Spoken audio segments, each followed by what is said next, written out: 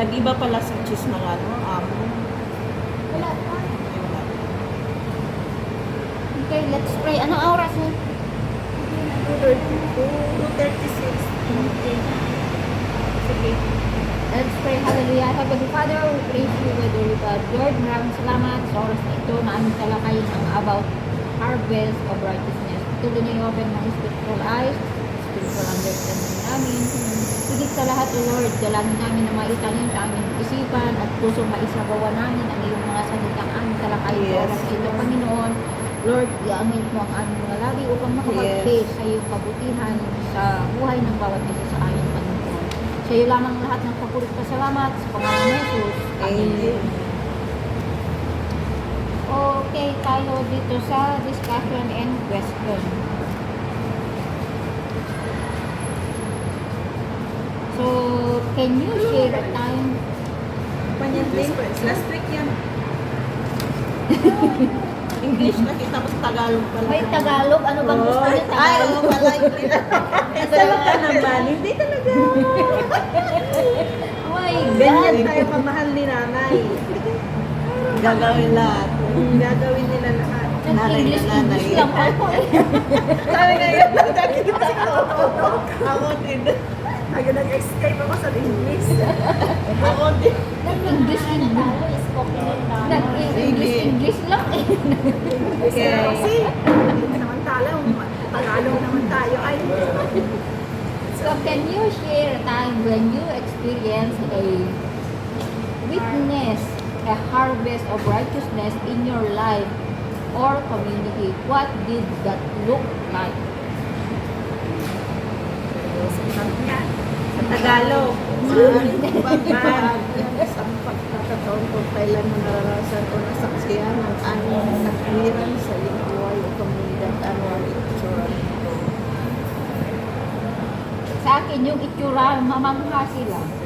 Yung kahit hindi mo naman sinasabi, yung kahit hindi mo sasabihin na ikaw ay Kristiyano, makikita naman nila yan. Sila pa mismo yung magsasabi. The way ng kilos, pananakita. Kaya pala ikaw ay ganyan kasi Kristiyano ka. Kasi bigla naman silang mag-istak yan, sabihin nila, Kristiyano ka ba? Ganun sila magtanong eh.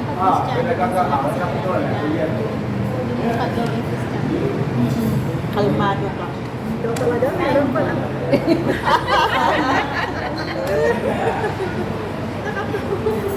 Namamangha, kumbaga namamangha sila eh, pag ganun. Kaya pala, sabi nila. Ano pa?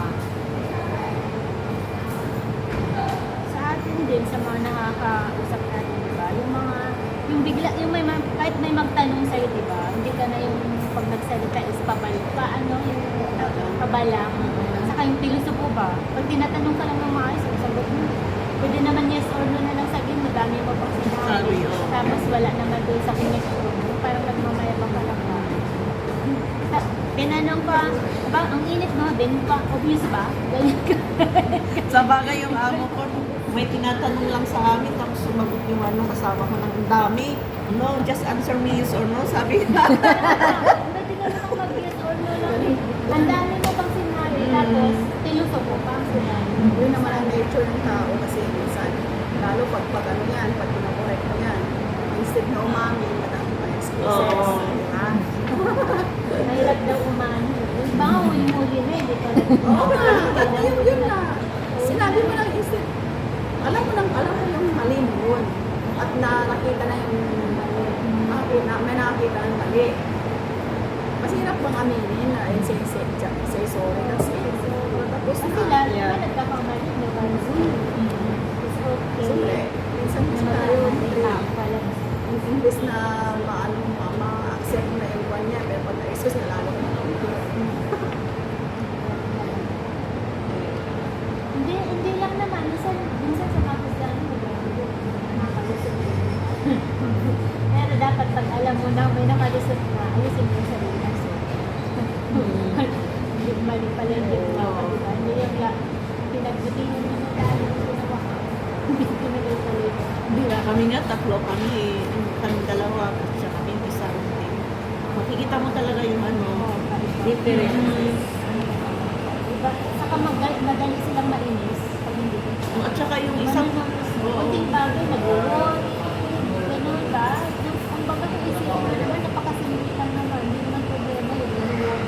Tapos kami pag nagpagalitan kami, tapos napapagalitan din siya, pero pag kung ako, napagalitan. Tapos, imbis na i-ano ako, tulungan ako, kung i-ano ako, hindi, lalo pa ba? Idiin. Oo. Ano sabi ko, ano ba? Kasi, ay ayoko. Minsan kasi parang na-influence ako sa kanila. Minsan meron ako isa. Kasi sa the past, meron pang the past kasi. Ay, happy Lord. Minsan tao pa rin naman kasi tayo na makafeel ng dapat eh. Oo. Lalo pag gano'n ang nature, yung nature na sa bahay, hindi mo Ay, pwede ba maiwasan. itatry mo? Dumalo Yan yung, ako na dumalo yung weather. dumali mo. Yes. Kasi minsan Salamat. makapagod. Dahil minsan na nakakain, kasi minsan gusto mo mainis ka ng story. Ako kaibahan ka sa kanila. Sa pare-parehas na. Damay-damay. Wala nang kaibahan. Parehas na Kristiyano. Hindi parehas na kasi sabihin nila, ikaw nga Kristiyano. Ikaw nga hindi mo ako. Kaya akong dami. Minsan may naging Kristiyano dahil hindi mo kaya lakaran. Oo, kasi doon ka ano eh, persecute. Tingnan ka, ikaw nga Kristiyano ka. Naranasan ko na rin yan. Grabe yung persecute. Ginagamit yung ginagamit yung pagka-Kristyano mo. Kasi natitrigger ka rin din naman, di ba? So, ano yung reaction mo? Grabe yung trigger mo, tapos wow, napaka-humble mo pa rin. Kaya oo, Kasi naiinis na talaga. yung samot-sari yung struggle mo pa, tapos pinagdagdagan pa. Paano dumalo yung pagganyan? So, grasya lang talaga. Kaya kami din pag yung ano, pinagtutuloy kasi everyday may challenge. Lalo ngayon sa magsasama na, iba na namang challenge. Sabi ko, kasi pinanamit ng amo namin. May color po din siya, may ano, ay. Pag yung lumang red, brown na yun. Lalo sa kanya. Yung luma na. Ay, ang dami namin challenge na ano, everyday. Ganun talaga pag matanda. Ang challenge lang sa akin yun. Pag-pray na pag kumanta, hindi na Paninigaw. pa sabi nila, ano, Oo. Bumabalik sila sa pagkakataon.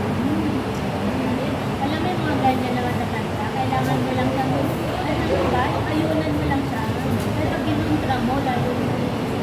Binigyan niya namin ng eksaktong yung asin ng pagkain na. Sabi niya, kulang daw yung asin. Nung inalatan namin, sabi niya, Wala. hindi kulang. Nung walang asin, sabi niya maalat. Ano? Ano ba, sir? Ano ba? Umayos ka naman. Sabi. Pero bakit ano? Pero Minsan talagang ano lang, siguro naisip niya lang, maalat. Ganun lang ba? Baka Nasa isip niya lang yun. sa isip lang. Wala kayo sa akin sa kitchen ko, ang laki kayang put little soap. O, linagyan na ng napakaliit na kutsara yung lalagyan namin ng asin.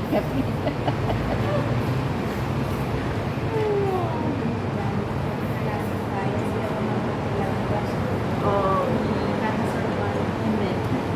Kasi tumagal na tayo sa Hong Kong, ha? Hindi tayo nakasama mga survivors.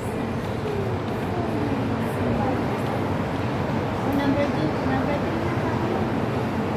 Ay, Number 2. Sabi, what are some practical steps we can take as a group to promote peace and righteousness in our first or neighborhood? Ayun, mag-okay pa tayo ng mabuti. Ano ba? Mabuti nga kami. Naging kasama. Kasi makita ka pa lang nila. Cool ka lang. Ano Kasi ba? sila yung ginagawa, kagaya sa kanila. Ginagawa ko silang ano to, example talaga, lalo yung mga kasamahan ko, mga mas bata pa talaga, na the way yung sakripisyo sa mga kasama din. Ako nasisigawan lang. Yun lang ang problema. Kaya pag ano, Pero- parang natitaste ka, no? Ganyan lang. Kumbaga, ano kasi pag minsan isipin mo na lang na yaman na kasama na yung sa trabaho. So, ganyan Mm. talaga sila ate. Kung din ba, yung ganun lang Oo. talaga sila ate ko. Sanay na sila sa ganun. So, Mas madali dapat kasi ayun. Ganun na lang isipin mo. Kasama mo sila. Kung minsan si Amoy, ganun talaga siya, ganun siya masait, ganun. Pero yan siya, ano, tanggapin kasi mo yun eh. Eh, what if yung kaparehas mo lang din na Oo, worker? may mga ganyan talaga. Kaya talaga hihingi ka rin talaga ng workshop kung paano mo siya i-handle. Kasi mahirap talaga.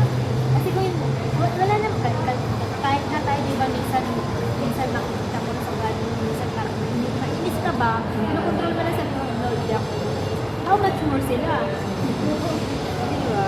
Kasi siyempre magkaiba kayo ng kinalakhan, di ba kayo upbringing. Iba talaga siya, iba different. Kaya pag nakita mo sa tingin mo, yan mo na lang kasi ayun talaga. Di ba? Kasi lahat na lang ang ginagawa nila. Iaano mo ba?